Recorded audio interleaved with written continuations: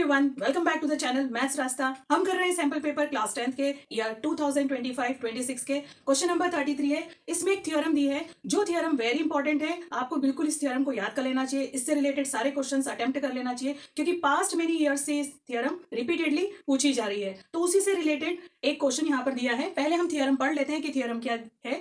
ये theorem Thales theorem के नाम से भी बहुत ज्यादा स्टूडेंट्स को पता है। तो हम रीड करते हैं क्वेश्चन में क्या दिया है।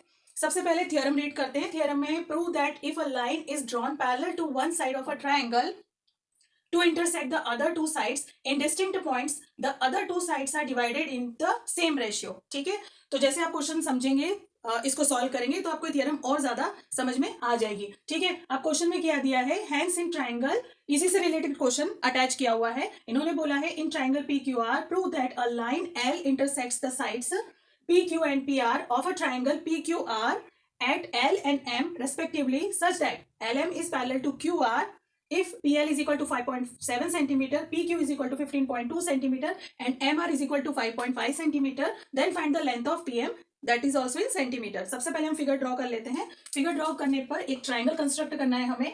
पहले हम ट्राइंगल बना लेते हैं। तो ट्राइंगल का नाम उन्होंने क्वेश्चन में दिया है P Q एंड R। ठीक है, अब आगे क्या बोला है, एक लाइन L है जो इंटरसेक्ट करती है दो साइड्स को। अब ट्रायंगल में हमारी एक साइड ये वाली है और ये वाली साइड, तो इन्होंने बोला है कि PQ जो साइड है उसमें एक पॉइंट है, जिस पॉइंट को नाम दिया है L, और वो ड्रॉ करती है L से स्टार्ट होता है और नेक्स्ट साइड को वो टच करता है कौन से वाले पॉइंट पर, M पर। तो हम यहाँ पर लिख लेते हैं पॉइंट M। ठीक है, यहाँ तक कंप्लीट हो गया। सच दैट LM, जो ये LM लाइन ड्रॉन है ना, ये वाली पैरेलल है इसके सामने वाली साइड QR के। ठीक है, ऐसा क्वेश्चन में गिवन है।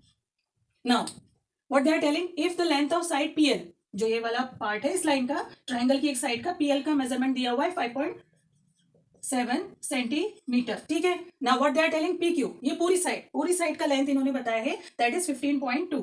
यहां से लेकर पूरा यहां तक का जो ये पार्ट है साइड का लेंथ है 15.2 सेंटीमीटर।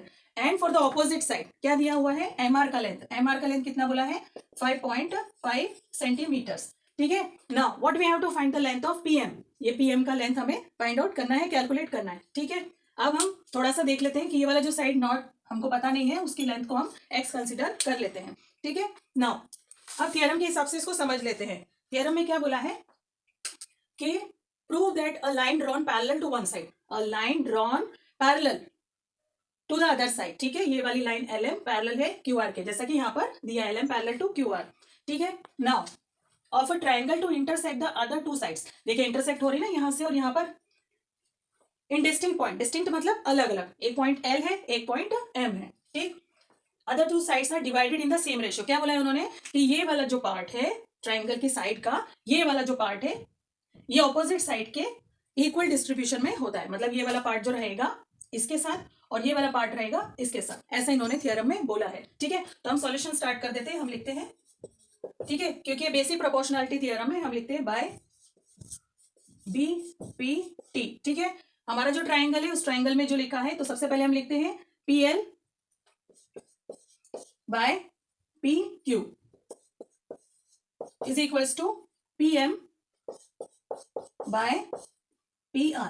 ठीक है, अब हम वैल्यू पुट अप कर लेते हैं। PL जो हमारा दिया है वो है 5.7 सेंटीमीटर्स डिवाइडेड बाय PQ कितना है हमारा 15.2 is equals to what they have given, हमें ये कैलकुलेट करना है PM की X हमें कैलकुलेट करना है length, that is divided by, अब ये पूरा साइड बोला है। ठीक है, length of the full side, length of the full side क्या होगा, ये वाला पार्ट और ये वाला पार्ट ऐड करके आएगा, क्योंकि हमें होलसम लेंथ पता नहीं है। तो हम लिख लेते हैं कि X प्लस 5.5।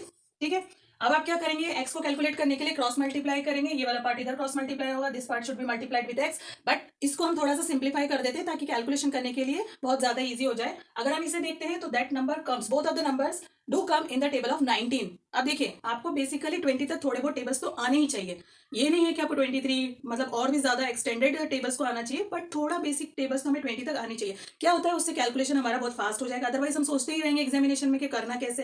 ठीक है, तो ये दोनों नंबर्स 19 की टेबल में अकर करते हैं, and this number is coming 3 times and this number is coming 8 times. ठीक है, तो ज्यादा सिंप्लीफाई हो जाएगा, फटाफट इसका सॉल्यूशन कर पाएंगे। टेबल्स तो थोड़ी बहुत तो आना ही चाहिए।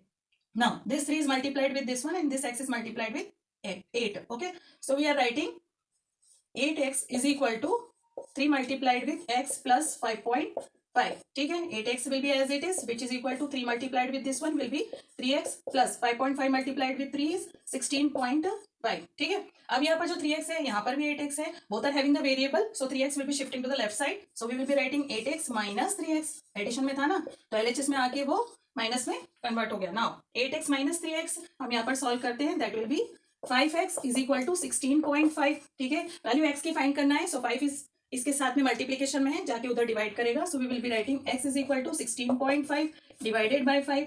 x की वैल्यू कैलकुलेट करने पर बाद में आएगा 3.3. Okay, so this was the answer. Final answer उन्होंने क्या बोला है, सेंटीमीटर में लिखना है, तो हम लिखेंगे x is equal to 3.3 centimetre. So this was the answer, ठीक, जो हमें कैलकुलेट करने के लिए बोला गया था. तो पूरा थेल्स थ्योरम का यूज किया गया है. आप इसको अच्छे से याद भी कर लीजिएगा, और कॉन्सेप्ट जो है इसका पूरा इस क्वेश्चन में एक्सप्लेन्ड है. अब इसका ये मतलब नहीं कि एग्जामिनेशन में यही क्वेश्चन पंच होने वाला है. इसमें वैल्यूज नंबर्स थोड़े से डिफरेंट हो जाएंगे, but pattern will be like this only. So ऐसे क्वेश्चन आप प्योरली एग्जामिनेशन के लिए पूरा तैयार करिए, प्रैक्टिस करिए. सॉल्व करने में बहुत ईजी हो जाएगा. थोड़ा सा कॉन्सेप्ट है जो आपको अपने माइंड में सेटअप करके रखना है कि ऐसे इस तरीके से सॉल्व होता है.